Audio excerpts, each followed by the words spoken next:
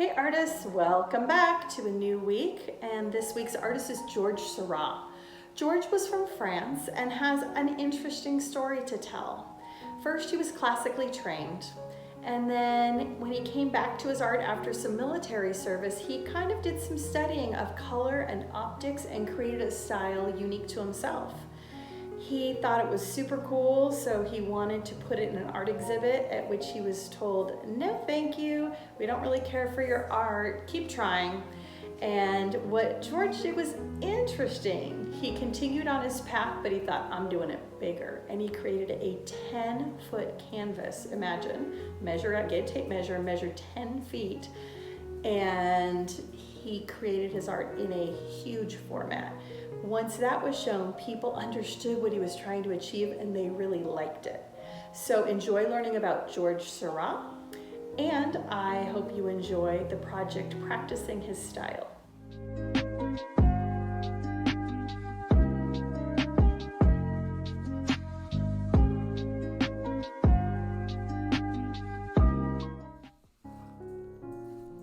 Georges Seurat was born in France in 1859 and passed away in 1891. He had a formal art education at École des Beaux-Arts. He then spent 1 year fulfilling military service and came back to his art with a different perspective, changing his style.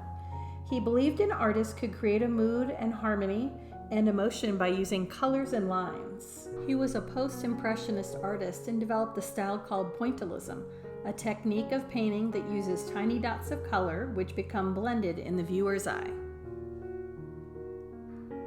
This picture is unlike most of his in that he used bigger brush strokes like Monet or Van Gogh. This is more of the style he developed called Pointillism. Sunday afternoon on the island of La Grande Jette took 2 years to create. Most of the time was spent studying people in the park and sketching. He did over 60 studies or practice paintings prior to this painting. This is the one I was talking about that he painted that is 10 feet wide. Imagine how long it took to do enough dots for a 10-foot wide picture. Here is a close-up just so you can see the dots in more detail. When you paint in Pointillism, you do lose some of the detail, especially in facial expressions. Here's that man lying down again in the bigger picture.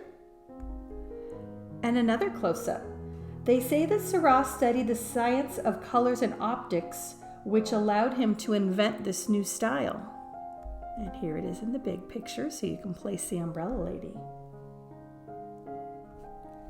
The circus was one of his final paintings, and it was actually never completed. He died at age 31, and they're uncertain what from. The thoughts are pneumonia or bronchitis. Here are more close-ups, just so you can see the detail he had to use in order to create these amazing masterpieces.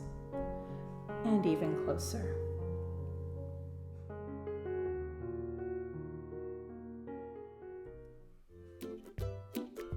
I usually say use whatever supplies you have at home, but this time to be successful in trying Pointillism, I think you can use either felt markers or paints and a Q-tip.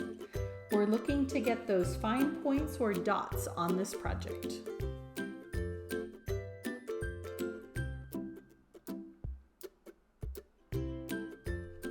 All right, artists, in the interest of time, I quickly sketched a leaf. You can do any kind of object you want. I then have started outlining only using dots, and to make my lines thick, I did multiple dots in the section. When I do a large number of dots together, that gives me the darkness, and if I spread them out, it gives me lightness.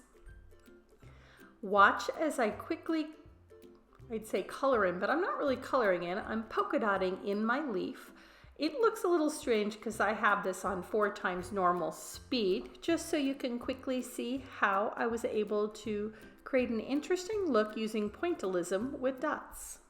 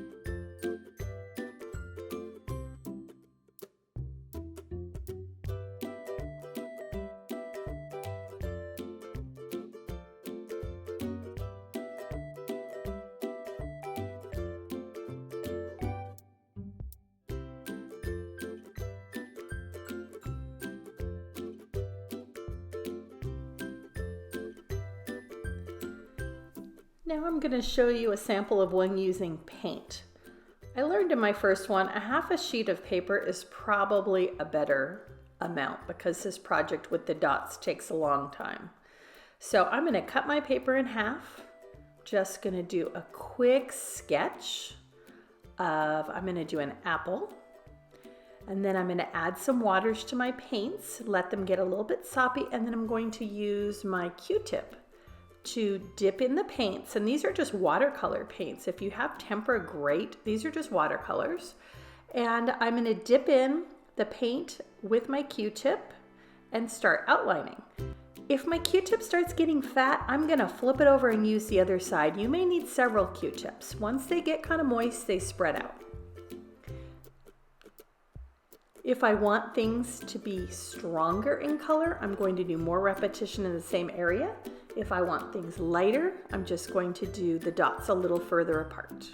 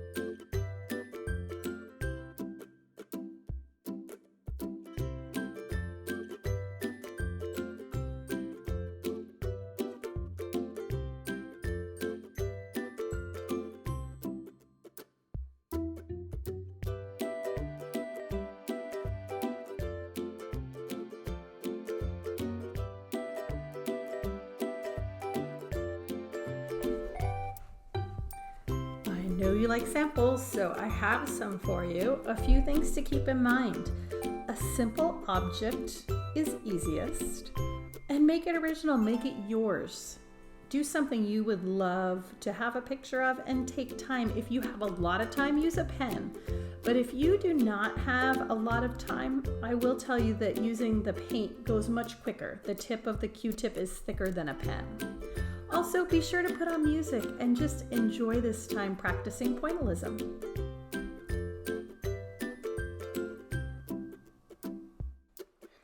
If you like what we did here today at Art Playground, please hit the red button to subscribe to our channel.